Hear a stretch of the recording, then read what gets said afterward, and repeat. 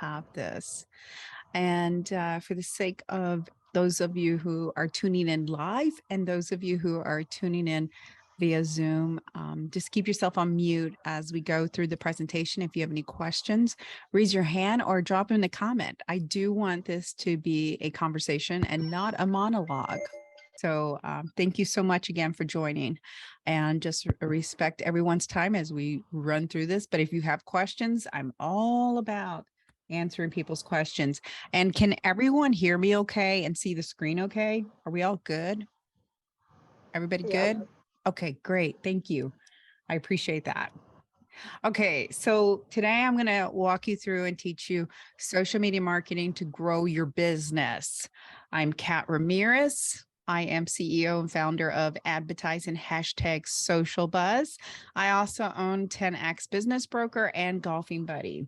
So I'm kind of a serial entrepreneur, but everything I'm going to walk you through and show you today is everything that I have utilized to grow my business. Okay, so you're getting the inside secret and the inside dirt scoop from a marketer with over 27 years. The first thing I want to just really just pound in your heads and in your minds and in your strategy is consistency. Consistency, number one, is going to be what makes or breaks your business. And you can see patterns with consistency. If you look around your community and you think about all the businesses that are strong, those are businesses that have typically been consistent. If you look around your community and you look at the businesses that have failed or that are trending and that going out of business trend or not really growing, okay? Those are businesses that are totally inconsistent or they don't have a strategy in place. I mean, I can go on and on and on with a lot of the things that could be wrong with those businesses. Okay, so consistency is key. Please keep that in mind. Please be aware of that. Okay, so 76% of consumers say that if you market to them, they will remember you. So keep that in mind as we go through this training, because this is from a consumer standpoint. Again, 76% of consumers say, market to me and I will remember you, which, you know, is very valid if you think about the patterns and consistency. The first thing you want to know is what is the problem you're solving? And again, I'm going to open this up to whoever is participating, whether you are watching this live or you're here on the Zoom. Tell me, what is the problem you're solving? Drop it in the chat. This is a great opportunity to get my feedback. And again, you know, typically I charge about $250 an hour to coach and train people one-on-one. So you now have the luxury of having my 100% attention. And if you want some feedback for your business, then again, drop in the chat, like, what is the problem you're solving? So in this slide, this is a great example of a PI attorney, personal injury attorney. Personal injury attorneys typically say, if you've been in an accident, call me. They're very clear on the problem they're solving. If you've been in an accident, call me. If you slip and fall, call me. So knowing what problem you're solving is really going to eliminate a lot of wasted dollars on marketing that you shouldn't be doing. So please know that this is the first step toward doing your campaign correctly. Okay, so understand and define, and whether you do it publicly with you and I, or you do it to yourself, write it down and say, what is the problem you're trying to solve? And if you don't want to share, that's fine. Like I said, this is a great opportunity to have my assistants help you in understanding what is the problem you're trying to solve. The next thing you want to know is, what is your unique selling proposition? So what is your USP? Unique selling proposition. And if you've never come across this term or don't understand what I'm saying, I'm just going to just drill it down for you. What makes you different from your competitors? Why should I go to you as opposed to them? Now, I'm going to use a great example. I talked to a plumber one time, and we came to this part where we were trying to define what is his unique selling proposition. And when I got to this point, the thing I asked him, and he's like, "Kat, all plumbers are the same. I don't know what's unique about me." So then I posed the question to him. I said, "Okay, so what is your competition failing on? What is the one thing that they do not do right?" And he goes, "That's easy. They don't call people back. I call people back. It may be 24 hours is the latest, but I call people back." I said, "Great. That's your unique selling proposition, is that you call people back." And you can say that in your campaign, is we will call you back at the latest within 24 hours. So think about what your unique selling proposition is. And I'll give you another example, because if nobody raises their hand and wants help with theirs at any time, any of these, drop a comment, let me know. I'll help you with yours. We'll talk about it, whatever. Another example of a great unique selling proposition is I have the company #SocialBuzz. So with #SocialBuzz, that's 100% social media management done for you. Our unique selling proposition is actually two things. We give the first 30 days for free, and plans start at $99 a month. We are so unique in those two things for social media management. So think about your business and think about what is your unique selling proposition, because you have to define that. You're not going to be able to get more business if you don't understand what makes you different from your competitors. Okay. The third thing you want to know is, who's your audience? Now, this is really, really important. When you understand and know who your audience is, this also will eliminate you from wasting hundreds and thousands of marketing dollars. If you don't understand and know who your audience is, this is probably one of the things that breaks a lot of businesses, is they spend so much money trying to figure this out, when in actuality, they should know who their ideal client is. So let's use the plumber as an example to define this. And if anybody here that's participating, whether you are live or on Zoom, if you know who your clients are, just drop it in the chat so we can have a discussion about it. So the plumber, let's just use him. There's a couple of defining things for the plumber. It's geography within his zip code. He's only going to drive so far to fix these heating or the plumbers, to fix the plumbing. So geography is one for him. The other thing too for him is they have to be a homeowner, because a renter is not going to hire him. So a homeowner. Okay. Now, the plumber probably says he gets more calls from women than he does men, because they're the ones that are at home that run into the problem. Otherwise, if it was the man, he probably would fix this, right? So he was leaning more toward women. Okay. You see how I'm drilling it down and drilling it down? You need to understand your audience so you can keep drilling it down and create some sort of avatar. Okay. And or persona. You can call it persona, you can call it avatar, I don't care what you call it, but you're creating this person that you're identifying as your audience, and you're layering it and defining what are the key components of my audience. Who is this person? And keep describing them and keep outlining who they are. The more that you can drill it down, the better. Okay. And that is going to save you thousands of dollars when you do any ad campaign or spend money. Okay. So know exactly who your audience is. And guess what? You can have more than one audience, but you don't want to spill over into each other. You want to create your personas or your avatars separately. So if you're going after a women-owned business and the categories of business and they're a certain age and things like that, then that's one avatar. And let's say that you're a veteran and you're going after veteran-owned businesses and they're a certain age and a certain, demographic, then that's the other one. Okay, Sharon has a question. I love this. Thank you, Sharon. Hi, we sell caravan accessories in the UK. 60% of our customers are of the older generation. Okay, perfect. So I love this. So when you say older, you're going to have to really define older. So either like 40 to 70, 50 to 70, really define who is that older generation. Okay, 60 plus, love it.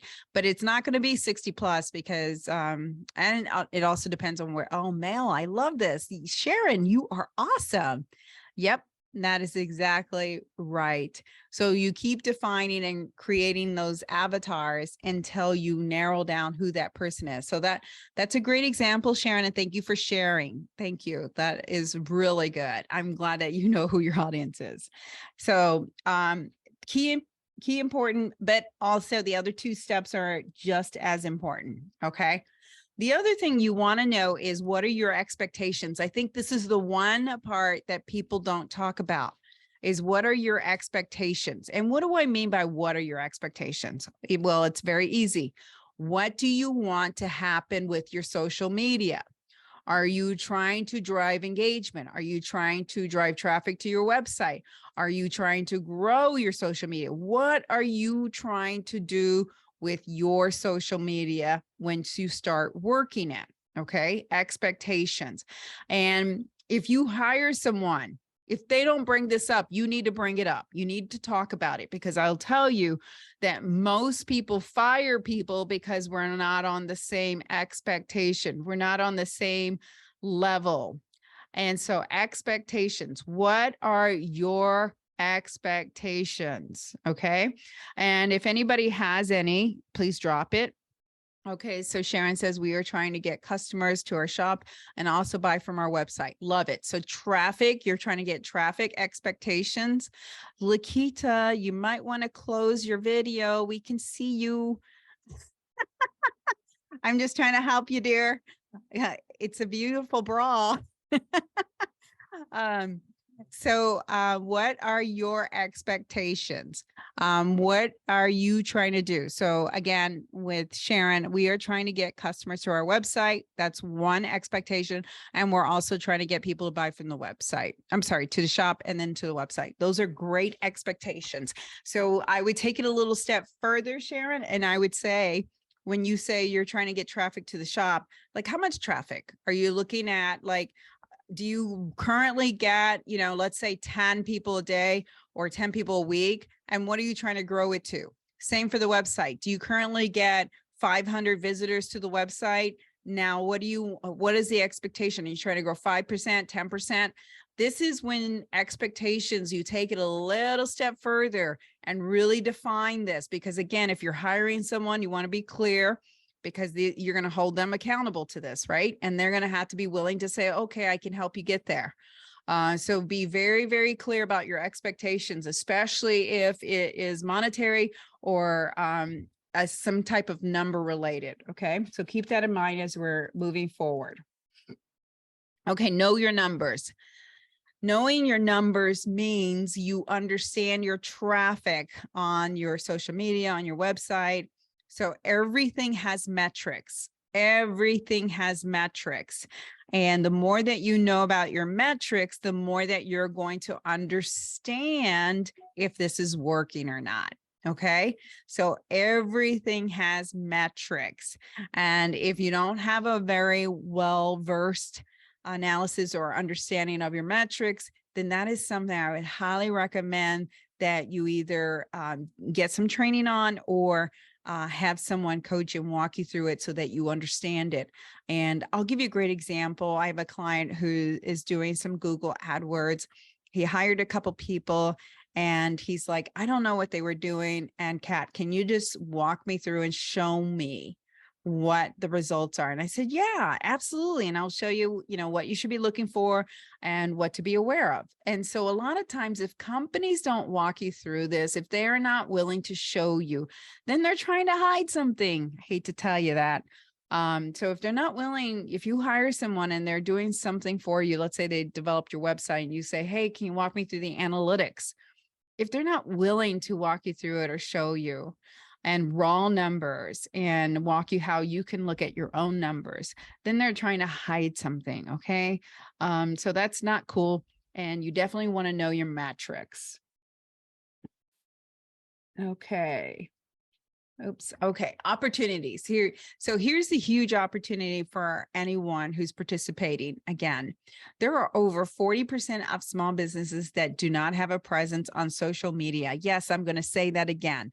Over 40% of small businesses do not have a presence on social media.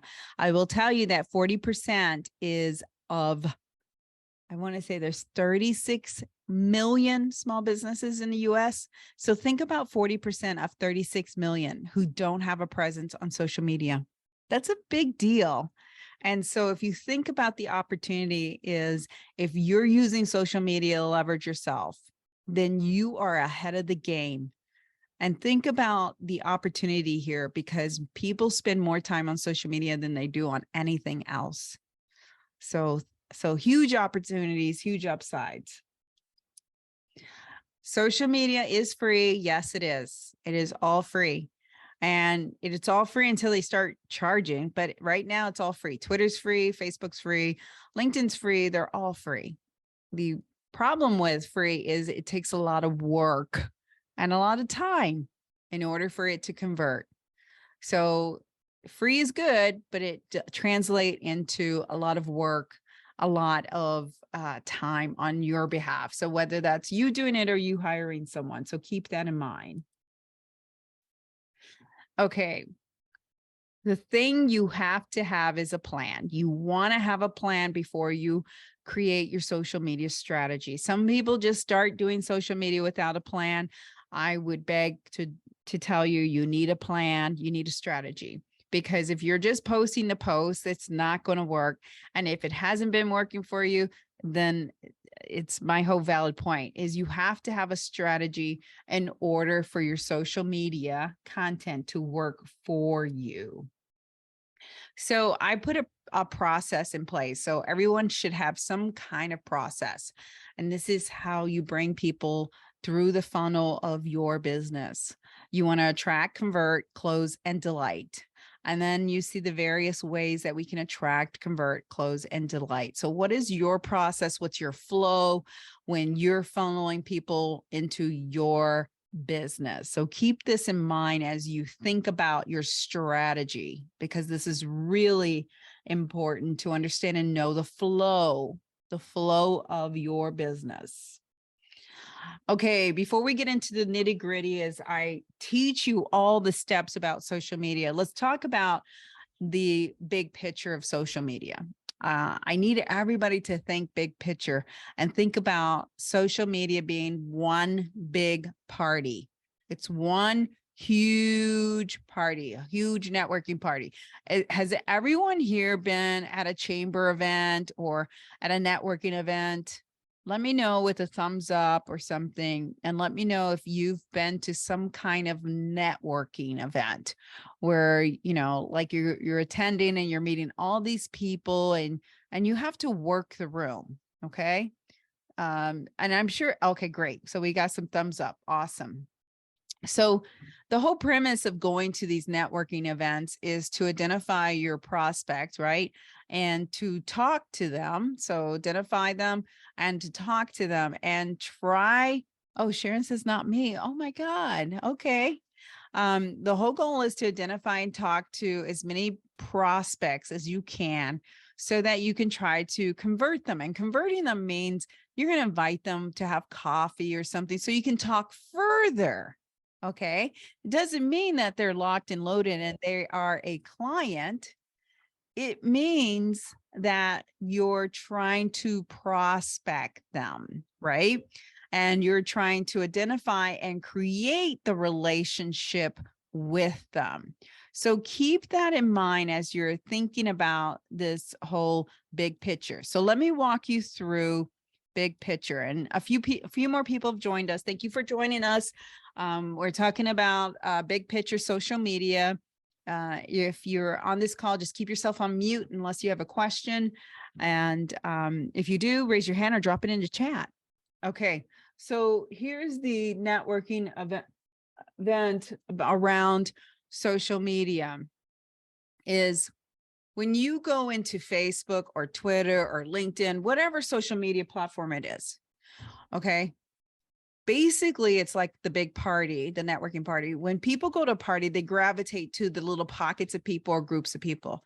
So, there's always that little group of people that, are joking or laughing, and they all gravitate to each other. Or there's the people that accumulate around the food because they're foodies, or the people that accumulate around the drink. So they're either like the wine or the beer. Okay. So social media is the same way. You're trying to identify your prospect and you're trying to narrow them down. And then you're trying to gravitate them to you. You're trying to entertain, educate, and engage them. That's what you're trying to do. So it doesn't matter if it's the Facebook party or a networking event or the Twitter or Pinterest or LinkedIn. They all function the same way.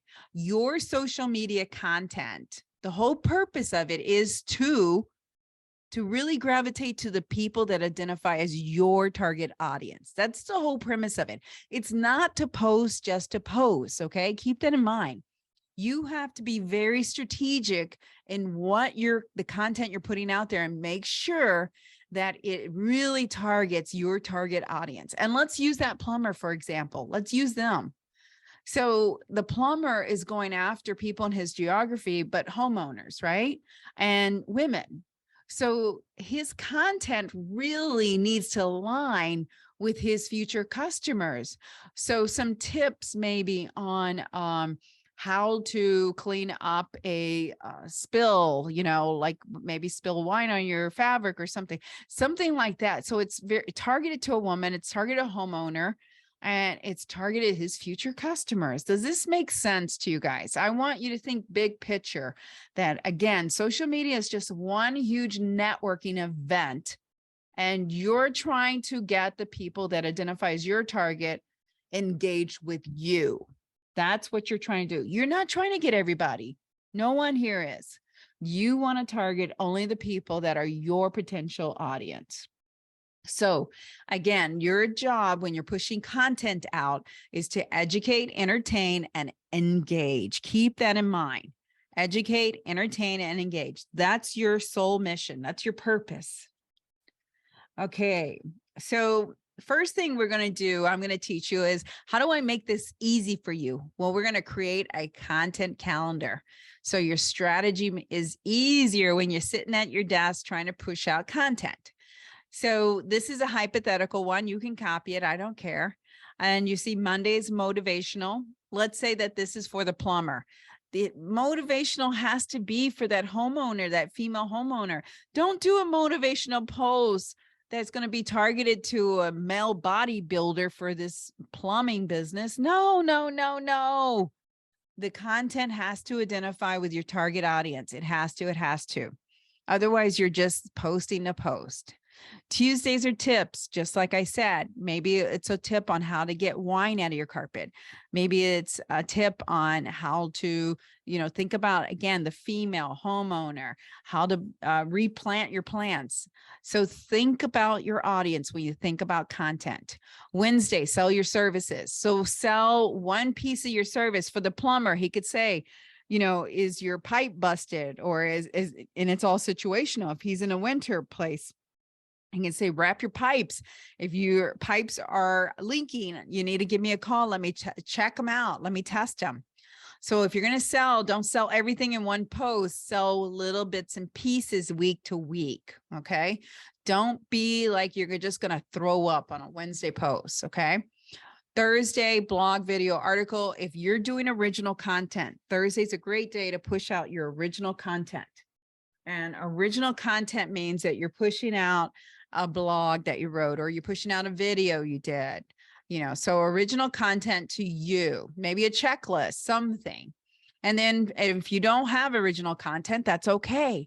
Then find credible content, like from Business Insider. You've got to be credible. Don't find content from a competitor. Please don't do that. Find content that is credible, and you can repurpose someone else's content. Yes, you can. And you're going to give them credit. And then let's say Fridays are memes or community posts. These are so good for Fridays. So Fridays people check out anyways. So don't think that Fridays will complete waste. It's not, but you can post about communities or memes or fun jokes or just uplifting things. Okay. So keep that in mind as you create your content calendar and just think about your strategy. Now, I always get asked this, how many times a week, Kat, should I post? And the rule of thumb is 3 times or more. So 5 is ideal, Monday, Tuesday, Wednesday, Thursday, Friday. 5 is ideal. 3 times a week is minimum. You can't develop consistency if you don't have a pattern. And having a pattern means being consistent every week. So whether that's 2 times a week, 3 times a week, 4 times a week, or 5 times a week, just be consistent. Don't set yourself up for failure. If the max that you can do is twice a week, so be it, as long as you're consistent, and then grow from there. And that's the whole point of having a content calendar, so that you are able to be strategic with your content. Okay. And so that you can push out content every single day and not have to really be challenged. Okay. So Lakita says, are you able to edit so that I will not be partially nude on? Yes, I will, Lakita. I'm so sorry. Yes, we will edit that. I'm so sorry. And I'm glad I gave you a heads up. Okay, so consistency. Okay, so one of the things, so anybody who's watching or on, whether you're on the live or you're on, oh, look at what a beautiful top. Thanks for finalizing that, Lakina. Anybody on, just be careful if you have your video on that you want to make sure that you're well dressed so that you're not exposing yourself. Okay, so tell your story. That's what you want to do on social media. You want to tell your story. That's what social media is all about. And when you tell your story, okay, that means that you populate everything. If you have a business Facebook page, you populate everything that it asks you to populate. If you have a Pinterest page, populate everything. If you have a LinkedIn business page, populate everything. Make sure that you're populating everything so that when someone checks you out, you're telling your story. Okay. And that's what social media is all about. I don't care if it's LinkedIn, Twitter, Pinterest, Instagram, you're telling a story. So here's the breakout of a post. Can everybody see this? Okay. Because this is a really good, if I say anybody is going to share this, this is a great one to share, or a screenshot or whatever. This is your breakout of your post. This is a really layout of what you want your post. You want a headline. You want a headline that's going to really attract your customer, your future customer. So what is your headline? You want the body. So the bulk of the info in the body. I'm going to show you examples, so no worries. You want the close, how are you going to wrap this up? And then a call to action. What do you want people to do? And then, of course, in with hashtags. And some people like hashtags, some people don't. It's okay. If you choose to use them, wonderful. If you don't, that's okay. Hashtags are there to help your business expand the searchability. Okay, so let's go to some examples. Oh no, we're going to talk headline. Okay, let's talk headlines. Let's talk about some headlines to get someone's attention. Anybody have an example or want to share any headline that they typically use or have used? If you have, drop it in the chat. Otherwise, I'll just give you some examples of some headlines. And a headline really should get someone's attention. So let me use an example on one that we've used for our social media. The first 30 days are free. That's a really gripping headline. That's something that would get someone's attention. We have a business coach, so we say free business valuations. So for someone who's looking to sell their business, get a free business valuation. Now, everything doesn't have to have the free word in the headline to be a good headline. Oops. What you want it to be is you just want your headline. Sorry, I got my phone's all ringing because there's alert. You really want your headline to really just get someone's attention. You want, because again, this is in their feed and they're strolling. So the better the headline, the better for you to get someone's attention to really read more of your content. Okay. So I used a couple examples here, and everybody can read this. Okay, this is great. So this headline says coaches and marketing agencies. So they're identifying their target. A headline can identify your target. That way it's like they're talking to you, right? So coaches and marketing agencies, we will place an appointment setter inside your business. If they don't perform, you don't pay. So that's a really good gripping headline. The other thing I want to point out on this post, because they have the body, okay, and then here's the end, and then they have a call to action toward the end. But the thing I want to really lay out is people do not read paragraphs in social media. Please don't write in paragraphs. You want to write line by line and put a space between every line. So don't talk in paragraphs, talk line by line, linear, because people are reading it through their feed. They're not reading it like a book, paragraph by paragraph. Okay. So again, they name dropped. Okay. And then what they did was they said, a call to action, click the ad to schedule your demo today. So there was a call to action on their ad. Oops, sorry, didn't mean to do that. Went to the next one. And then as you can see from this ad, it is a sponsored ad. That means it's a paid ad. The activity they got on the ad, 67 comments. That's what you want, 28 shares. So this was a really good performing ad. And I always look at ads that say sponsored and dissect them, because they pay a lot of money to put those out there. So keep that in mind as you're looking at ads or you're looking at other examples. Here's another great example. This one's short, succinct. This is it right here. Very short and succinct. It's their book reveal, how quickly to acquire businesses and unlimited leads for $0. Okay. So this is their ad, and they have a call to action, rush you a free copy, and then they have the link here. Okay. So again, this was a sponsored ad, as you can see here. The activity not as great as the other one, but still it had a lot of people liking this ad. Okay. So just another way to push, and then they have free in the little dialogue here. Okay, let me go to the next one. Okay, so, oh my God, this is a great example of what not to do. Okay, so initially when I saw this ad, it said very exciting about the Black Friday offer. Last year got a lot of leads, blah, blah, blah, blah. So they're gonna give away these leads to offer you free 60-second videos. So easy way to create your own 60-second videos to get all these leads. This is the offer. And then she outlines what she's giving away and list all of these things. Okay. Oops. Oh my God. I don't know. And then she talks about the value, and you get it for $147. Okay. So she's talking about videos and how to create videos and how videos can get you all these leads. Here's the thing I don't like about this ad. She used a static image. I think if she would probably have way more success if she had a video. Proof is in the pudding, right? Like, why would you talk about video, and you can get all these leads with video, but you use a static ad? Don't make this mistake.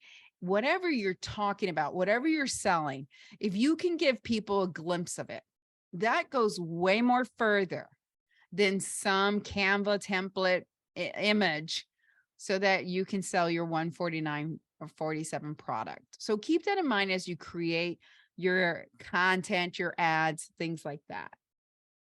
Okay. Selling your service. So when you sell your service, make sure that you sell it hard. You talk about the benefits to the person who wants to buy the package or buy your services. Okay. Talk about the benefits and talk about the things they want to hear. Don't start selling and shoving stuff down people's throat. You want to really make it compelling enough for them to take action. Okay. So make it compelling enough for them to take action. Make sure that you have a call to action. And as you can see on this one, we have a couple of call to actions, book a demo, get started for free. And then social buzz, 100% done for you, just reminding them about the service. So when you are doing a selling post, make sure that you're really fighting and pushing your product and really trying to create a conversion is what you're trying to do. Okay. Call to action. What is a call to action? Does everybody here know what a call to action is? Just raise your hand or drop it in a comment, a yes or a Y. Call to action, because this is so important and a lot of people's ways of doing their business is call to action. So that means, shop here, call now, so call to actions can be in so many various forms. Call to action. So the next page, I'm going to show you some examples. Learn more, book your free consult, join today, shop now, download now. I'm so sorry if you can hear my dogs. Book now, join today, shop now, free consult, download now. So all of these are called the action buttons, action items or action words that you want to use. And you got to tell people what to do next. You have to. People want you to tell them what to do next. So if you're doing a selling post and you're selling your services and you don't tell them what to do, they're not going to do some kind of actionable item. Don't assume that, oh, they'll know what to do. No, they won't. You've got to have a call to action at the end of your post. You have to. So just keep that in mind as you create your content, as you create your selling posts, and as you are wanting to convert people. Okay. Okay. Tagging. Is everyone here familiar with tagging? Does anybody know tagging or not know tagging? Drop a comment or let me know with a thumbs up or a thumbs down if you know what tagging is. Okay, great. Sharon says yes. Anybody else know what tagging is? Because this is so important, especially if you have partners, especially if you have clients that you are posting about. I have a photographer. She does a lot of photography at schools and high schools, graduations, wedding venues. Okay, we got more yeses. Awesome. Thank you, Haley. So for this photographer, it's so important and vital that she use the @ sign, right? And start typing in the high school and say, oh, I had a great day at, whatever high school, took graduation pictures, blah, blah, blah, blah. And then take a look. And maybe her picture is of the high school. Maybe her picture is of one of the high school students if they signed off on it, so tagging is so important. And the reason why you want to tag is because they get alerted and their traffic gets alerted that there is a post about them. So tagging is key. These are opportunities to create partnerships and opportunities to really highlight your community, or even highlight a client that you want to earn if you just tag them and either thank them for being a thought leader in the community or whatever it is that they're doing. So keep that in mind. You can tag a place, a person, a business page. So tagging. Okay. The thing you don't want to do with tagging is you don't want to make it irrelevant to your business. Make sure it aligns with the content. Make sure it aligns with the posts. Hashtags. Okay. What are hashtags and why are they being used? Is there anybody here not using hashtags or not familiar with hashtags? Just drop in a yes or no in the comments or a thumbs down, anything. Hashtags are really a popular form of helping your business or this post get found. And so, again, the thing I see probably the most is the improper use of hashtags. So when people dump in a bunch of hashtags, That's okay. Good. Sharon says not sure. When people dump a lot of hashtags, I'm sure you guys have seen this, especially on Instagram. They'll put like 50 hashtags, and some of the hashtags aren't even relevant to the post. So you don't want to do that, because at some point you will get pinged. You want your hashtag to complement what you're saying in your post. So for instance, if we go back to one of the slides, let's go back to a slide and we look at this one. This is about selling your business. Everything, all these hashtags should be about selling your business. Should say small business owners, relevant, small business. Start a career is questionable. Marketing is not. So this would be next. Okay. Free business valuation would have been great. Okay. So make sure the hashtag is very relevant to the post, not to your business. It's got to be relevant to the post. Okay. So otherwise you're just abusing the use of hashtags, and you don't want that to happen. Hashtags are to work for you, with you, not against you. And they're really helping you in search. Okay. Because every social media platform is a huge search engine. Okay. The big thing that I see lacking in a lot of clients when we start working with them is they never respond to comments or messages. And that's a big no-no. On some social media platforms, you get dinged for it, and your algorithm will actually deteriorate. So if you have comments or messages, it's so important that you reply to all of them. Now, I'm going to take it a step further, because now there's this big thing that it can't just be thank you or, like a few words. I strive to do at least 5 words or more. I'm going to repeat myself. I strive to at least push out 5 words or more when I am commenting. And the reason why I say 5 words or more, it really does help your algorithm.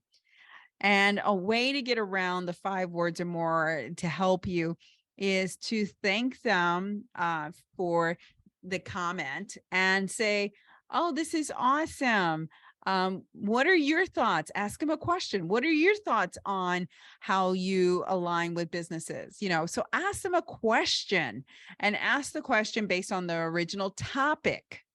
So thanking them and then asking them a question is a great way to get beyond the 5 words so that you help your algorithms work for you. Okay. Are we all clear on that? Because I want to make sure that you guys are clear, because this is such a big deal. It is a big, big deal. Okay. The other thing you want to do, and this is on most social media, is check out people's profiles. Go to their profiles, especially a key account or a target account. If you're on Facebook, go to their profile. If you're on LinkedIn, go to their profile. Look at it.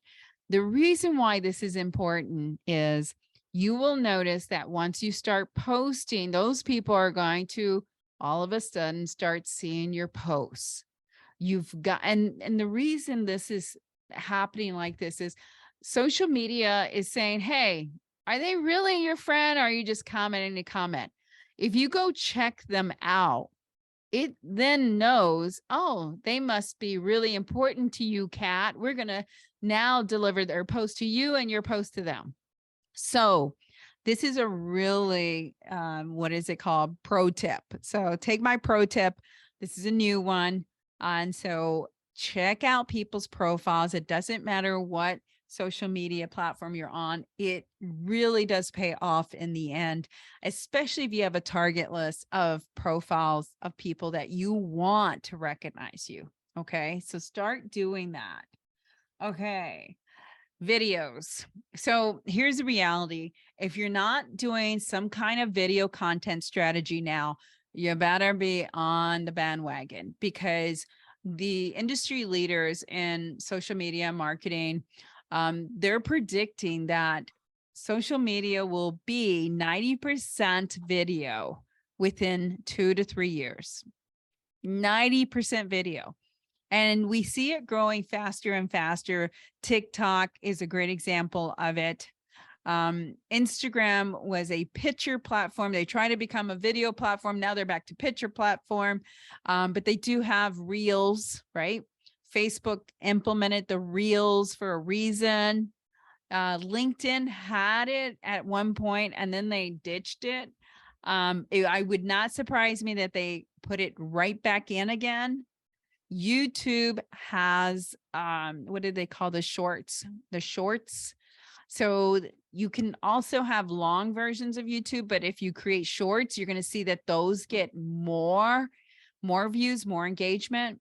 So again, short, quick videos. They can be up to 3 minutes. They can be up to 1 minute. Short, quick videos. You're going to see that they have a major effect. And if you push them out on your business page as reels, maybe once a week, try once a week and then twice a week, I promise you, you're going to start to see more engagement. You will start to see more engagement. So please think about this and try to make this as part of your strategy going into 2023. Okay, the other thing that you can do is public reviews. Oh my God, I can't say this enough. Public reviews. Public reviews will help dominate you. It will help dominate. I have some clients that never did a post ever in their life, and they have a gazillion public reviews.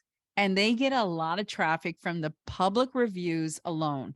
And public reviews on Facebook or on Google, Google My Business.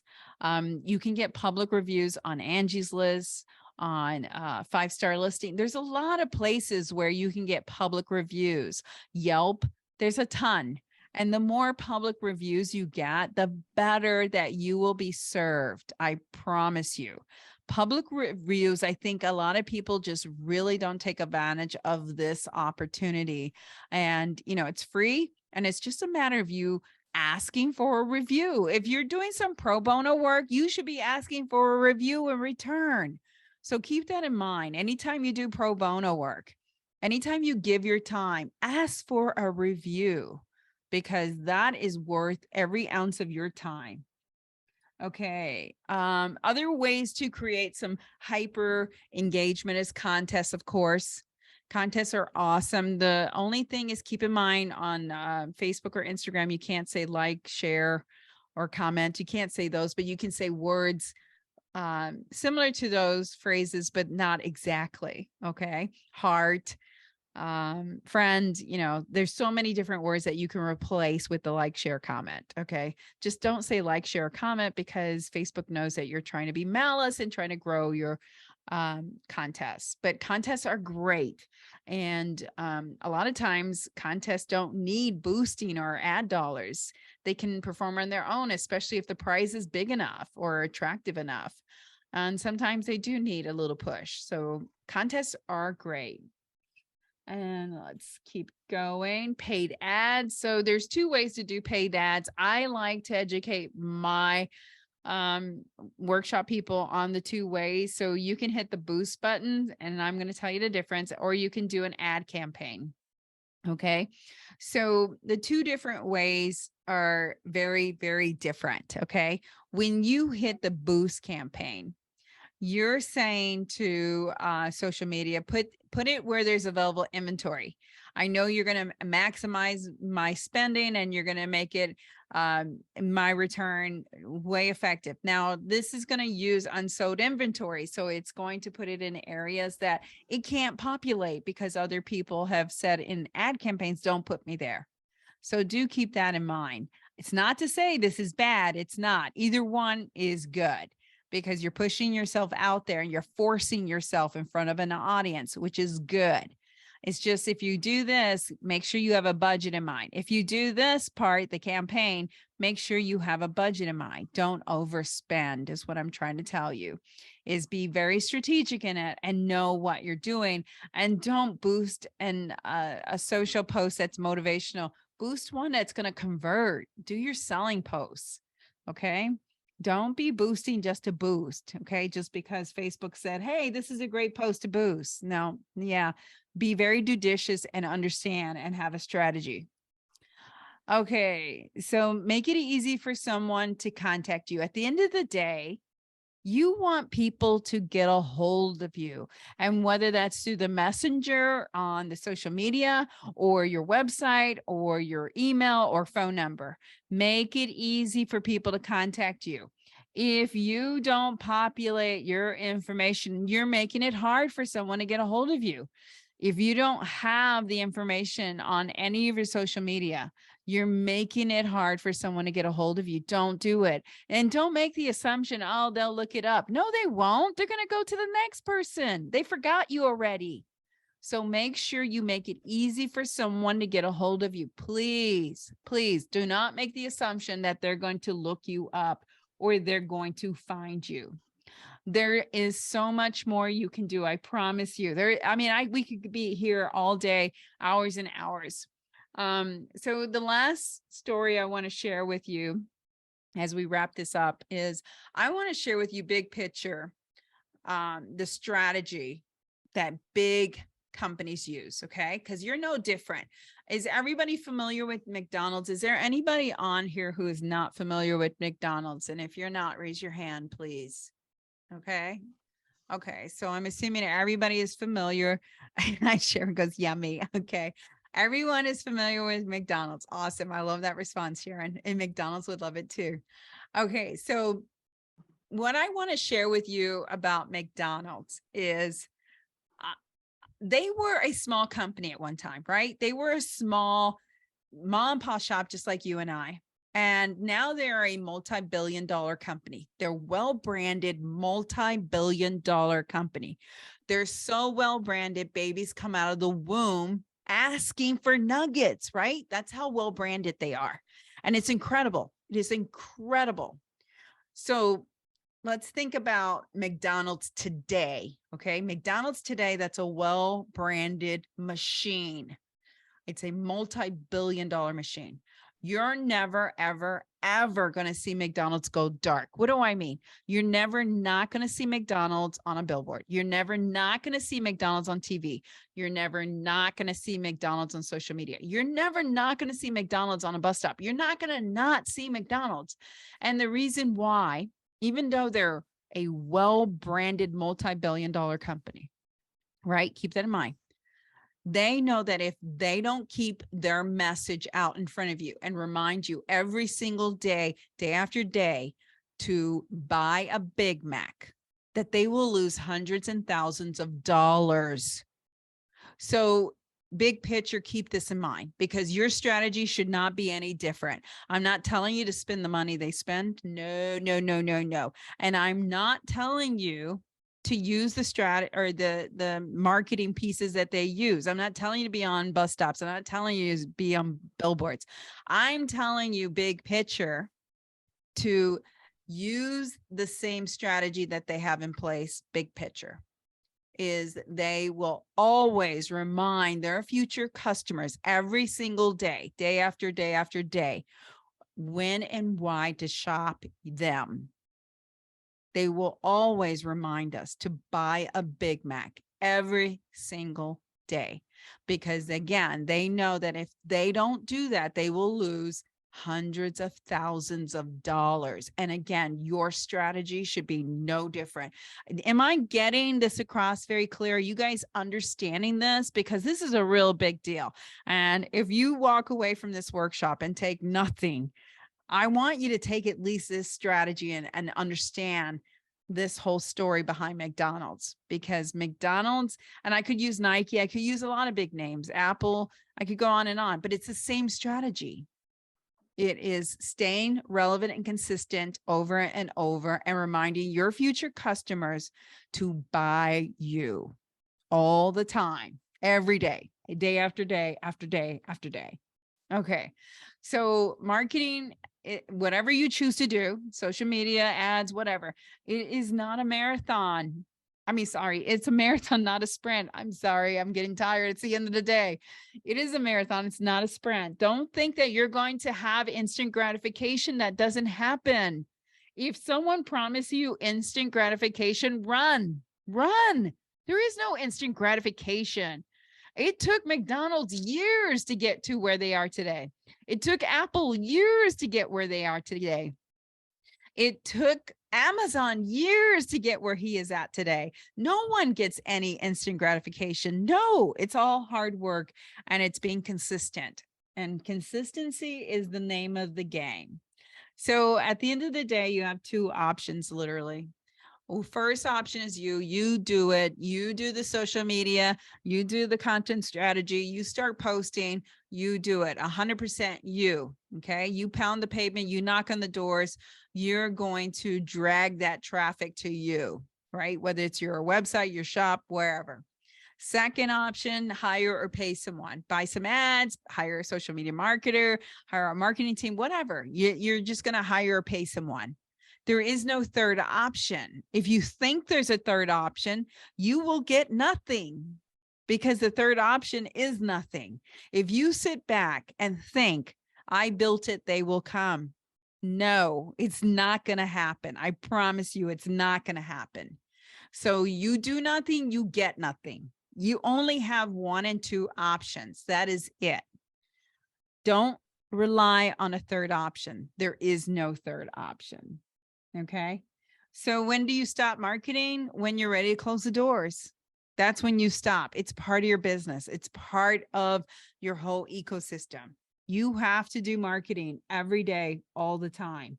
That's the whole premise of growing your business, of sustaining your business, of even just being in business. Thank you so much for your time. Okay, so now I'll leave it open up. Anybody have any questions, drop them in the chat. Open your mic. I don't care. I would love some feedback. What did you think of the workshop? Let me know what I need to do differently. Any takeaways? Anybody? Anybody brave enough? Hello. Hi. I'm moving all around. I do have a couple of questions. So I do have a presence on Instagram, and I really just kind of started my social marketing journey. Yep. And very, very green. And I've had some issues with my Facebook, actually my Instagram posts filtering over to my Facebook. It was going to my personal Facebook page instead of my business Facebook page. And I haven't been able to quite get that corrected. Yep. Yeah. And also, I've gone through a bunch of different like webinars with like the ODU Women's Business Center and a bunch of other places, creating business plans and your proposition statement and, you know, whatever else is new outside of a regular business plan at this point. And I am still struggling to, one, find out that one thing that I am doing that I offer differently than other interior designers. I mean, I know in terms of customer service, you know, how I reach out to them and well, how I interact with my client, but I am trying to find that one thing that sets me apart. And I try to focus on like women artisans that will, you know, offer, you know, those fabrics and those furnishings and those, and it's very difficult. And I wanted to keep it in the United States, just trying to add that extra. But in the interior design industry, I haven't found that one company that will offer me that so that I can, you know, really translate those styles and finishes into a customer's home that would be aesthetically appealing. Okay, so let's talk about the Instagram first. Okay, so the thing that you're probably going to have to do is on your phone, disconnect the connection. Okay, because my guess is if it's going to your personal page on Facebook, right? You're doing it from your Instagram and you're posting, it's going to your personal page, not your business page. Is that correct? Right. Okay. Yes. So you have it connected to your personal, and I'm guessing here, but I'm probably pretty sure I'm right. And your Instagram is set up as a personal Instagram, not a business. No, my Instagram is set up as a business Instagram. Okay. And my personal Facebook page, instead of me having two completely different, I started out with a personal Facebook page, and then I created a page Yep. Business associated with page. my personal. Yep. I mean, a business page associated. And am I correct in that process, or am I supposed to have a completely separate Facebook business page, not associated with my personal page? Oh, you don't have a business page. No, it goes under like the little pages. Yeah, that's a That's business page. That's a business. right. It's a business page, but it's it's under my personal page. I It was will all always when I be. Always be. It will. okay, Yep. okay. Because you have So I to log in as a person to get to that page. right. Yeah. It will always be associated to you. Always. Just like LinkedIn. LinkedIn, you can have a personal profile and you can have a business profile. It will always be linked to your personal. So I can't, because what I was going to do is just disconnect or delete the business and then try to set up a completely separate business page. I was thinking that's what I had to do. No, why are you trying to? You already have a business page. So why are you trying to create another one? Because when I post on Instagram, I wanted to go to my business page as opposed to my personal page. Yeah, you have to disconnect the connection Okay. and then reconnect it to the page.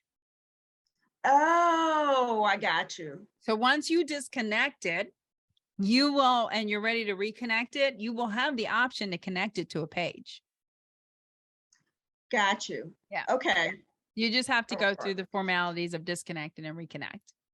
Okay. Okay. Thank you. Yep. And then your unique selling proposition. So here's what I always tell clients when they have a hard time understanding or knowing or defining their unique selling proposition. A lot of times you can get it from your own clients, and just asking them or sending out a survey or whatever you want to do and say, why did you choose me?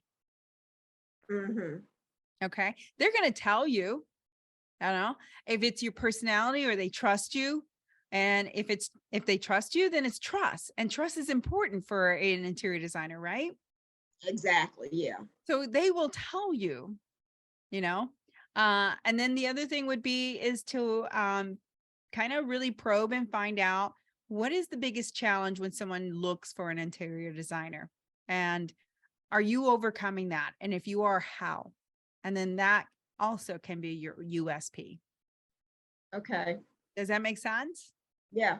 Okay. Absolutely. I always like using like with the plumber, using what, because when I clearly said, hey, what are they doing that is the biggest challenge for all of them? He's like, they don't call people back. And I'm like, and I go, and do you? And he says, yeah, absolutely, Kat. That's the one thing we do. So that made him so different, And in that universe, it stood out because people know that when they call the plumber, they never get a call back, So, so think about that is your competitor's failure. Their weaknesses is your strength. That's your USP. Okay. Yay. This is Sorry for the peep show. Oh, that's okay. That's okay. I had no idea. You're okay, dear. We'll edit it out. Anybody else? Any other questions? Any other questions from you? Anybody else? No, I'm good. I won't take up. I'll let everybody else talk. Well, Sharon says she's about to leave. Thank you, Sharon, for joining. I appreciate it. She says very useful. Haley says, thank you, Kat. I've learned loads. Bye-bye. Awesome, Haley. Awesome. I'm so glad everybody got something out of this. I appreciate everyone's time. If you want any more information or if you have any suggestions for upcoming workshops, certainly, send me a message, go to the website, book a calendar, consult with me. I'm always available to talk to people for free. I'm always here to help. And again, thank you so much. Yeah. Have a Bye-bye. great day. Bye. Thanks. Bye-bye.